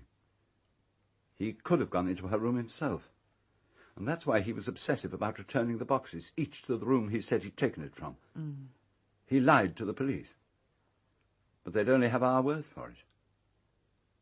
And it's very convenient for us, isn't it? A dead suspect. The butler did it. Even in fiction, that's usually regarded as unsatisfactory these days. I think I can hear the police launches. Then I'll go down to the quay and meet them. I'll come with you. I'm curious to see Grogan's reaction to this second misadventure. Sir George, when we were standing round Munter's body, you recognised that drowned face, didn't you? What do you mean? You'd never seen Munter like that before, with his face upturned. But that's exactly how you last saw his father, wasn't it? Dead. Drowned. Blythe. Carl Blythe. The young man drowned in the Devil's Kettle by his Nazi compatriots way back in 1940. What on earth made you think that? Your face when you looked down at him. And the war memorial he decorates every Armistice Day. The words he shouted at you. Murderer, murderer. It wasn't Clarissa's murder he was thinking of. It was his father's. But most of all, his name. Munter. Munter's German for carefree, isn't it? Carefree. Blythe. I didn't deliberately let them kill him. You don't have to explain to me. It's not my business. You were a young officer at the time. You can't have been in command here. No, but I was on duty that night. I should have discovered that something was up, but I hated Blythe so much I couldn't trust myself to go near him. He'd made my childhood hell at school. That's one thing you can't forget and never forgive. So I shut my eyes. You could call it dereliction of duty. And Munter must have grown up believing the army had murdered his father. I wonder why he took a job on this island. Curiosity? He couldn't have expected you to turn up. He might have hoped for it. He took the job in the summer of 1978. That's the year I married Clarissa. She's known Ambrose nearly all her life. They're both pretty much in the public eye, and I'm not exactly a nonentity. If the police arrest you, I shall feel free to tell them everything. No, Cordelia, it's my concern, my past, my life. But you must see how it will look. If they believe me about the musical box, they'll know that Munter was a few feet from your wife at the time she died. If he didn't kill her himself, he could have seen the person who did. taken with that shout of murderer directed at you, it's damning. Unless you tell them who Munter was. No. If they arrest the wrong person, it means the guilty one goes free. Is that what you want? To protect whoever it is? The guilty one? We're here together, 10 of us, on this small, lonely island, and one of us is a murderer.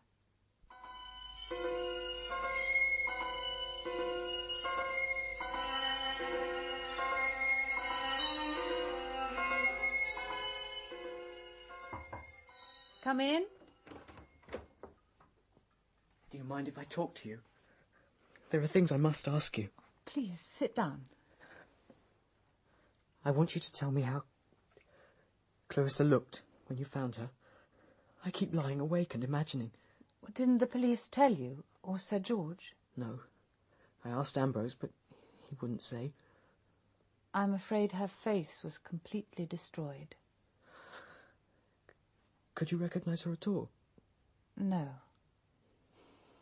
The police asked if I knew anything about a marble arm. Does that mean they think it was the weapon? Yes. It was in the display cabinet, along with a pair of handcuffs. The marble arm was found by the bed. It looked as though it had been used. Thank you. That's what I wanted to know. You didn't mention your visit to the tower when you were questioned yesterday? You didn't ask me. I didn't think it important at the time. Now those musical boxes have become significant. There's nothing else you didn't think important? I've answered all your questions as honestly as I can. That's not quite the same thing, is it, Miss Gray? Inspector, I'd like to go into Spaymouth this afternoon. I want to get off the island for a bit. Will that be all right? Of course. But don't forget you'll have to be in Spaymouth tomorrow at 2 for the inquest. It won't take long. We'll be asking for an adjournment. But you were the one who found Lady Ralston's body, and you were the last person to see her alive. The coroner will want you there. Mrs. Munter? Mrs. Munter, are you there? Come in, Miss Gray. I didn't mean to bother you. I just wanted to see that you were all right. And I'm going into Spaymouth shortly. Is there anything I can get you? Thank you, no. And I'll be with you in the boat, likely enough. I'm leaving, miss. I'm getting off the island. I know how you feel, but if you're frightened, I could share a room with you tonight. I'm not frightened. What's there to be frightened of? I'm leaving, that's all. I never liked being here, and now that he's gone, I don't have to stay. But Mr. Gorringe can see to the funeral arrangements. It's no concern of mine. But you're his wife. I never was. He wasn't the marrying kind, and nor am I. I'll be leaving in the launch as soon as Oldfield is ready. What about tonight? Where will you stay? She'll be staying with me. Miss Tolgarth? I didn't see you.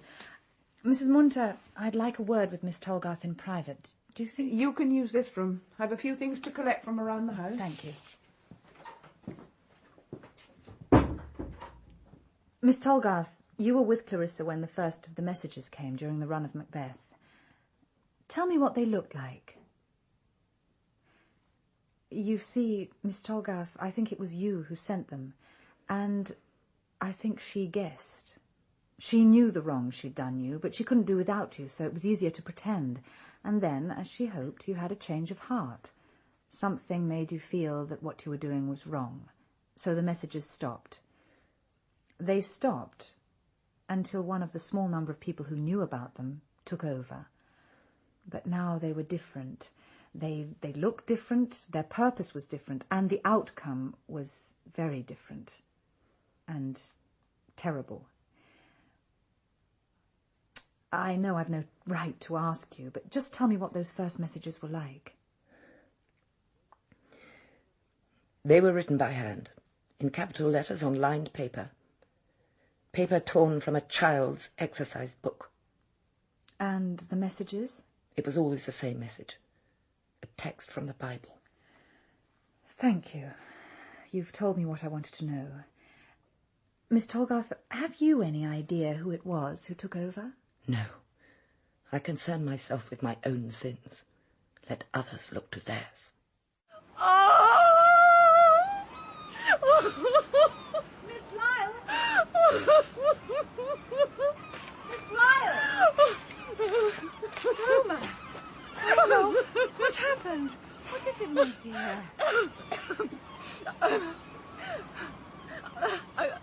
I'm sorry. Oh. That was a disgusting exhibition. Never mind. I'm glad it's you, if that's any comfort. I'd like to help. You can't. No one can. As you've probably guessed, it's the usual commonplace, sordid little tragedy. What is it? I've been chucked. Oh, dear. See this letter? He wrote it on Friday night. We only saw each other on Thursday. He must have known then what he was going to do. When did this arrive? I just got it from Oldfield. He brought the post over in the launch. Go on, read it. Oh. If he hadn't the decency to tell you to your face, he isn't worth loving. What's worth to do with love? Oh, God, why couldn't he have waited? He wrote a day too soon. I told him I'd get the money. I told him. Now it's too late. He was the only man who's ever wanted me. I knew why, of course. You can only deceive yourself so far. His wife doesn't much enjoy sex, and I was always available. All right, don't look like that. I don't expect you to understand.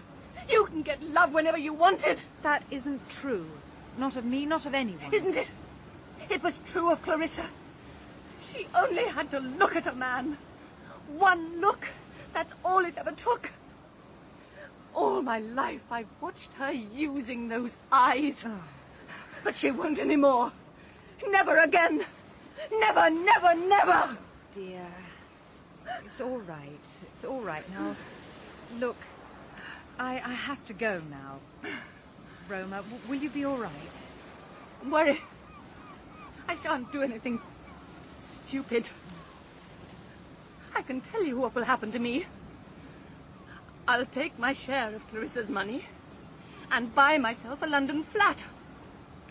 I'll find a part-time job and go on foreign holidays with a woman friend.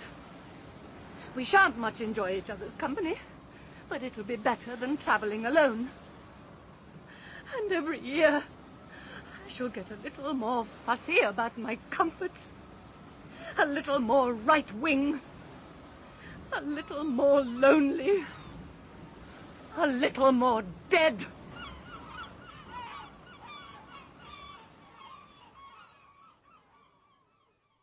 They're all arranged by years, Miss Gray. We bind 3 months together. Of course, now the Chronicle's gone tabloid, the bound volumes are much easier to manage.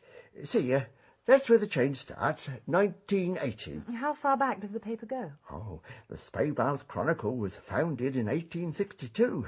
It's been published without a break ever since. And still going strong? Oh, thank heaven. Oh, we've had our ups and downs, but we're part of a group now. The owners sold out soon after the centenary celebrations. Yes, we're holding our own against the free sheets. Now, 1977, you said? That's right, the 19th of July. It's the theatre review I want. Oh, wasn't that about the time of the Royal Jubilee? The Queen came down here, you know. Quite an excitement. Yes, that's the week's edition I want, Mr. Hasking. July.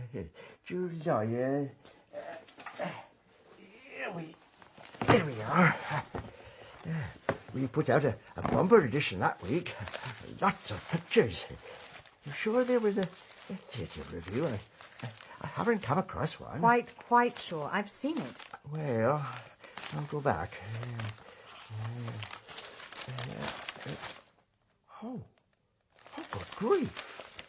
Oh, good heavens. Well, what is it? There's a page missing. Someone's cut out a page. I can't believe it. Look, page 8, page 11.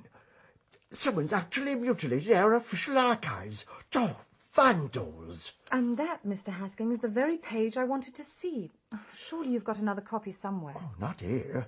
We don't keep back numbers beyond 3 years. Haven't got the storage space. Oh, the chairman might have a complete set up in London, but I don't know. We only bind one set down here.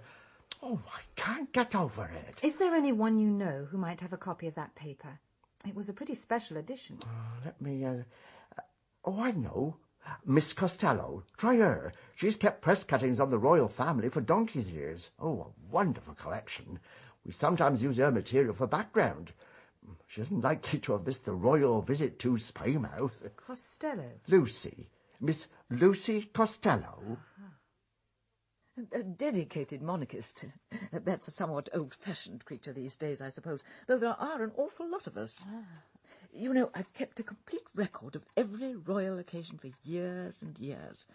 And when I say royal, I don't mean just our own dear royal family. Just look at these scrapbooks. They go back 50 years, you know.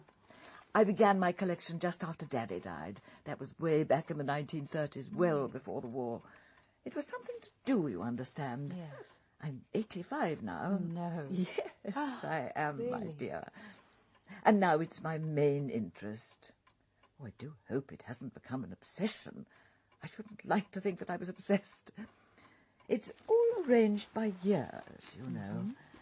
1977, you said, didn't you? That's right. The week the dear Queen visited the town. Yes. What a day that was. Of course, the Spaymouth Chronicle gave the best coverage, so I took most of my cuttings from there. And here you are. Just look at those pictures. Now that looks like it. It's the right shape, at least. Miss Costello, may I beg a favour? Just to make quite certain, would you remove that cutting from the book so I can see what's on the back? It's very important. Of course, there's no difficulty with that. I only use ordinary stamp hinges to hold the cuttings in position. I can easily replace them. Just one moment. There we are. And on the back, Clarissa Lyle triumphs in Vatican revival. Is that what you wanted to see? Yes, and no, it confirms that it's the right cutting, but this picture on the other side. Crowds waiting for the Queen. Now, what could... I see. He was there. It's him. Could you recommend a firm of local solicitors? Well, I've heard Beswick, Turner and Harrison are considered reliable. But you'd be wise to hurry. Little activity goes on in Spaymouth after 5 o'clock. Oh. I need some legal advice, general legal advice. Do you offer that kind of service? Well, it isn't usual, and I'm not sure it's altogether wise. Solicitors are rather like doctors, you know. We can't really generalise. Each case is unique. But go ahead. You don't mind if I feed the tropical fish, do you? I want to know about tax avoidance.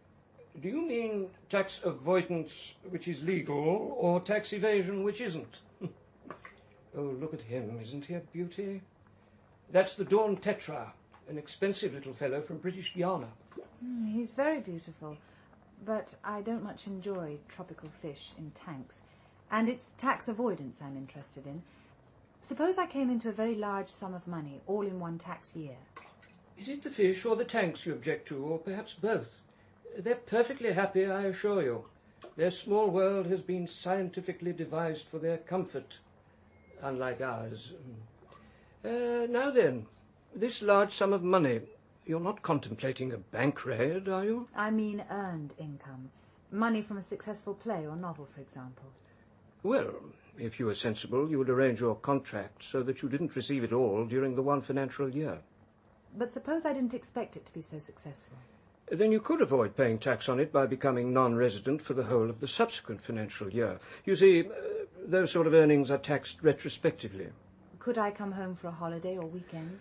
Not even for a day. If you as much as stepped foot on UK soil during those 12 months, you'd become liable for tax on all your earnings in the preceding year. And if I made a quick visit and concealed it from the Inland Revenue? Then you would be prosecuted for attempted fraud. And what would the tax be? Well, the present top rate on earned income is 60%. What was it in 1977? In those unregenerate days it was rather more. 80% or more on an income of over £24,000. So I could be ruined. Bankrupt, you mean? Indeed you could, if you'd been so ill-advised as to spend all your previous year's income in advance, on the assumption you'd avoided the tax. I hope you're not in that precarious situation. Hello? If you're setting out fishing, could you land me on Corsi Island? I'm staying there and the launch hasn't come back for me for some reason. It's terribly important that I get there. They say, a woman's been murdered there. Yes, that's right. Murdered woman. Nothing new for Corsi Island. I'll be fishing off the southeast point. I'll take you, if you're sure you want to go. Oh, I'm quite sure. Thank you very much.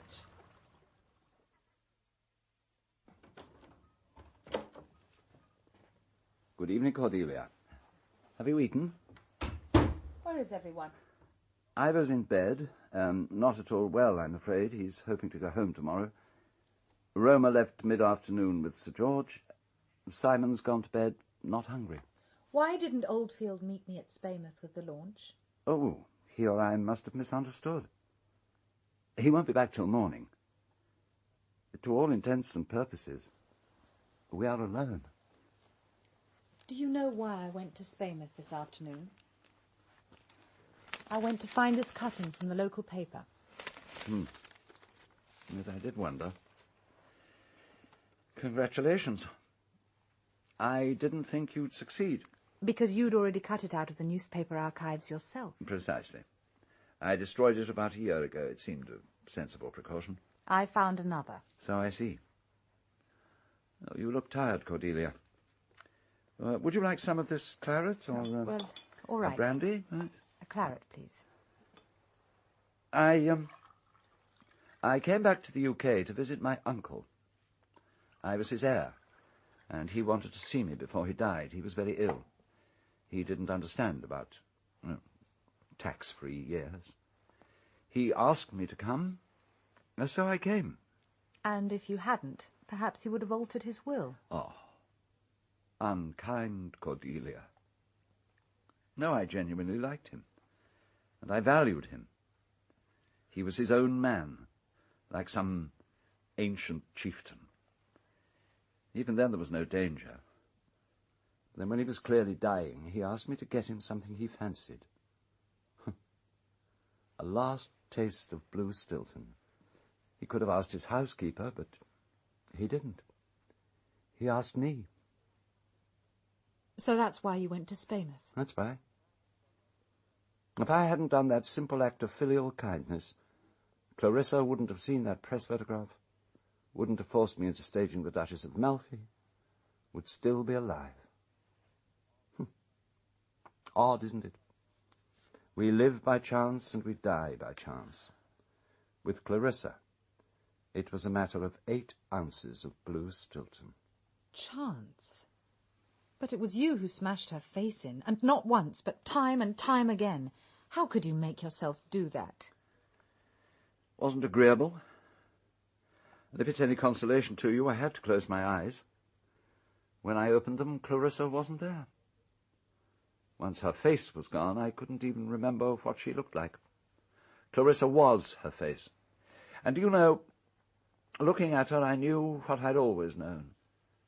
The presumption that she or anyone has a soul is ridiculous. This life is all we have. We die as animals. We go into the night without hope. Millions of people share that belief, yet they still live good, kindly, and useful lives. Because goodness, kindness, and usefulness are expedient. It's necessary for comfort to be at least a little liked. When I was 16 and first came to this island, I knew for the first time what I wanted of life. Not power, or success, or sex, with men or women. I wanted a place. This place. This view. This sea.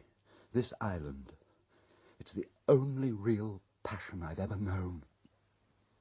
And I wasn't going to let a nymphomaniac second-rate actress take it from me. And so you killed her? Oh, my dear Cordelia. Of course I didn't kill her. But do you really believe you're sitting here sipping Chateau Margaux with a murderer? Oh, I congratulate you on your sang-froid. But if you I couldn't kill anyone. I thought you understood that. I haven't that brand of ruthlessness. Oh, no, she was dead when I battered her face in. Someone had been there before me. Someone? There was no upward spurt of blood. How could there be? All I did was to cover up for the murderer. Admittedly, it was mainly self-interest. I had to find and destroy that vital scrap of newsprint. But you should credit me with some disinterested concern for the killer. It pleased me to concoct a way of escape for him, if he had the guts to take it. After all, I did owe him something. I knew the cutting would be somewhere in the room. One of her little tricks was to keep it near her and to take it out of her handbag occasionally. I couldn't risk the police finding it. They'd be looking for a motive. It's never safe to rely absolutely on the stupidity of the police. So it was Simon. Oh, poor Simon. Where is he now? In his room. Perfectly safe, I assure you. Do you want to know what happened? But he couldn't have planned it. Not Simon. Planned it? No. But she's just as dead, isn't she? He told me she asked him to go to her room. He was to tell everyone he was going for a swim, but he was to wait for half an hour after she'd gone up to rest, then knock 3 times at the door. He, poor deluded fool, thought she was going to tell him he could go to the Royal College, that she'd pay for his musical education. But why did she want to see Simon? Oh, we'll never know, but I can guess. Clarissa liked to make love before a performance. Yeah, perhaps it gave her confidence. But Simon, that boy, she couldn't have wanted him. Oh, she may have thought she was doing him a service in more ways than one. Clarissa was totally incapable of believing that any normal man existed who wouldn't take her if he could get her. And who else was there? George, I'm sure, hadn't touched her since he discovered he's a cuckold. Ivo's had his turn. And I'm no use to her. But it's horrible. Oh, only because you're young, pretty, and intolerant. A different boy at a different time might even have thanked her. But Simon Lessing's a romantic. What she saw in his face wasn't desire. It was disgust. What happened? How did you find out? I changed much quicker than I told Grogan.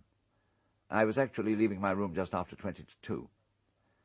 At that moment, Simon came out of Clarissa's door. It was complete chance. We stared at each other. His face was ghastly. Thought he was going to collapse. I pushed him back into the bedroom and locked the door. He was wearing only his swimming trunks, and I saw his shirt and jeans in a heap on the floor, and Clarissa was lying sprawled on the bed. He'd brought the jewel box crashing down on her skull. But why? Did he say why? Oh, not very coherently. But neither of them had got what they wanted. Clarissa had taunted him with his sexual failure. She told him he was as useless to her as his father. And I think that was the moment when she lay there, half naked on the bed, smiling at him, mocking him and his dead father together, destroying all his hopes. That was the moment that his control snapped. He seized the jewel box, the only weapon to hand, and brought it down. And after that? I told him precisely what he must do. I schooled him in his story to the police. I took him into Clarissa's bathroom and washed off the small spot of blood. Then I found the newspaper cutting. It didn't take long. Her handbag or the jewel box were the 2 obvious places. Then I took him to the fire escape outside your bedroom window and told him what to do. He went down, carrying the box under his arm, and hurled it out to sea. But someone else was watching, weren't they?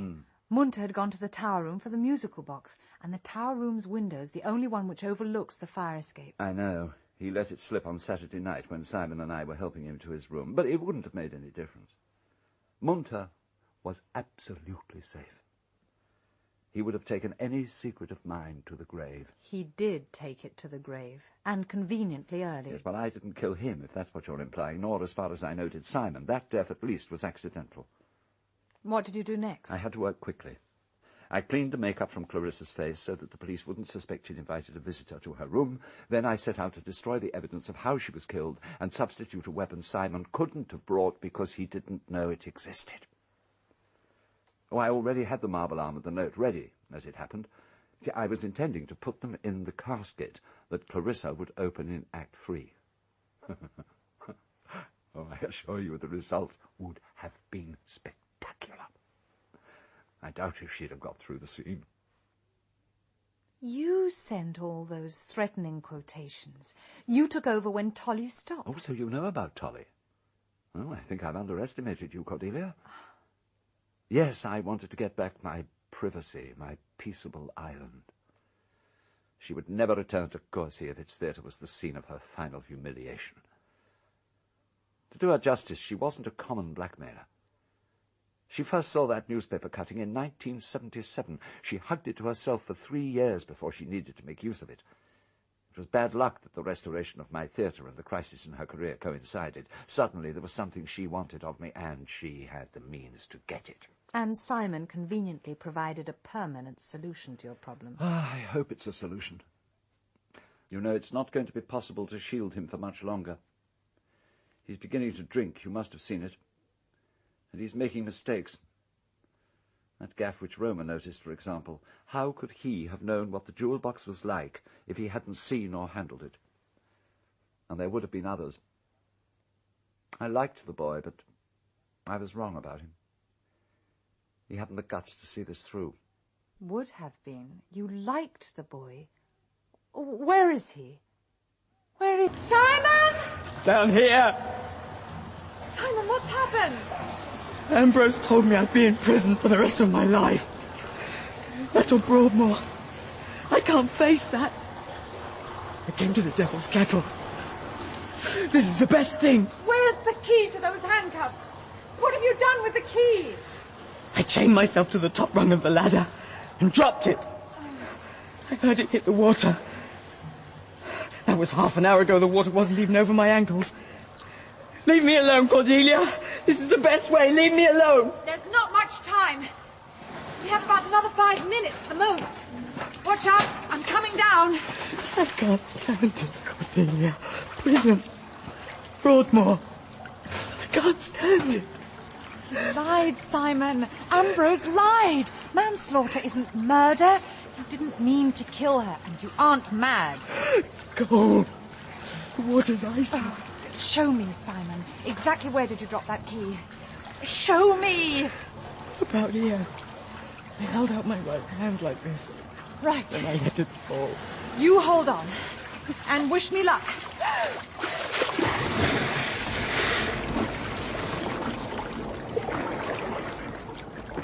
We go into the night, Cordelia. No reward, no punishment, no afterlife. Nothing but darkness. And we go without hope. Got it. Keep your head high. I'm not worth it. I was there when Monta fell in. I could have saved him. I ran away. I pretended I hadn't seen. I'm not worth it, Cordelia. Don't think about that now. We've got to get you out of here. Now, if I can reach your hand... There. Now then. I'm so sorry, Cordelia. Oh, no. Oh, no. Please, God, no. Open the trapdoor! Open it! This is it. We're done for, aren't we? Perhaps. But there's still a chance. We can swim for it. Come on, Simon, while there's still air enough.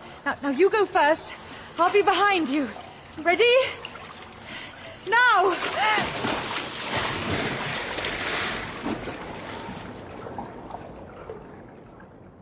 O Lord, methought what pain it was to drown. What dreadful noise of waters in mine ears. What ugly sights of death within mine eyes.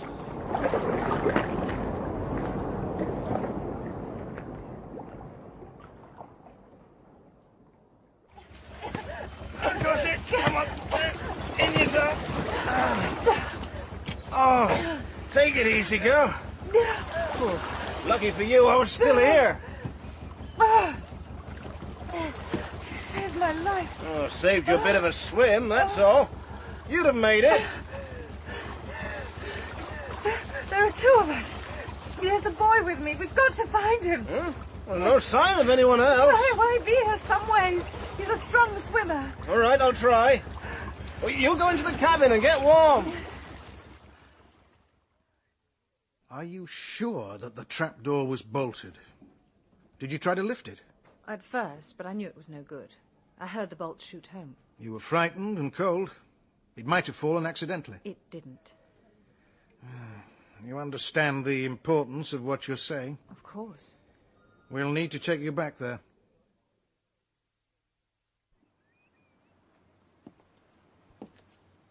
I missed you last night. The police told me they found a hotel for you on the mainland. I hope it was comfortable. Comfortable enough. I can't remember much about it.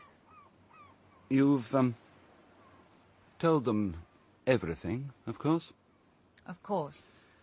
I can almost smell their exhilaration. The case very nearly wrapped up. At the moment, I imagine they're still testing the trapdoor, trying to decide whether it could have crashed down accidentally, whether you really could have heard the bolts shoot home. After all, when they returned here last night, in a state, I might say, of some excitement, they found the trapdoor closed, but not bolted. And I don't think they'll get any identifiable prints from the bolts. Do you? You killed Simon, and you tried to kill me. Me? My life counted for less than your comfort, your possessions, your private world. But it isn't true. No one tried to kill you, Cordelia. No one shot back those bolts. When you climbed down to Simon, you didn't prop it up completely. It fell. You were terrified, cold and exhausted. You hadn't the strength to shift it. And what about the motive? The photograph in the Chronicle? What photograph? Oh, don't tell me you haven't discovered that it's missing from your shoulder bag. The woman I borrowed it from will remember. She'll tell the police. And even if they manage to locate another copy, which is doubtful, what will one 10-year-old smudged newspaper photo prove? Simon Lessing is dead. He killed himself after killing Clarissa. He confessed that to me before he disappeared. He fractured her skull, and he beat her face to a pulp in his hatred and disgust. Last night, unable to face what he'd done, he tried to kill himself. Despite your heroic attempt to save him, he succeeded. That is my story, and nothing you choose to fabricate can disprove it. I won't yield an inch, now or later. I suppose if you opt out long enough from human concerns, from human life with all its messiness, you opt out also from human pity. Your visit to Corsi Island was not as happy as I would have hoped. I wish it could have been otherwise. I'm sorry, Cordelia. Truly sorry. Please forgive me. Oh, Miss Gray, I do hope it's all right calling you. I wondered when you'll be coming home. There's a new case. It's terribly urgent. A lost Siamese kitten. It belongs to a child just out of hospital. She's only had it a week. She's dreadfully distressed. And Mrs. Sutcliffe's just rung. Her Pekingese, Nanky Poo, is lost again. She wants someone to go round at once. Lock up and start looking for the kitten. Ring Mrs. Sutcliffe and tell her I'll call round this evening about Nanky Poo. I'm catching the afternoon train after the inquest. Bye. Back to your lost kittens, Miss Gray. A bit of a come-down. Oh, I don't know. Animals don't burden you with their psychological problems, nor surround themselves with possessions, nor scream with pain at the loss of love. They don't expect you to die for them, Chief Inspector, and they don't try to murder you. Avril Clark, Tolly. Richard Tate, Munter. Anna Cropper, Mrs. Munter. David Googe, Sergeant Buckley. Brian Miller, Beswick. John Warner, Hasking. Joan Matheson, Lucy Costello. And Marcia King, Miss Moore.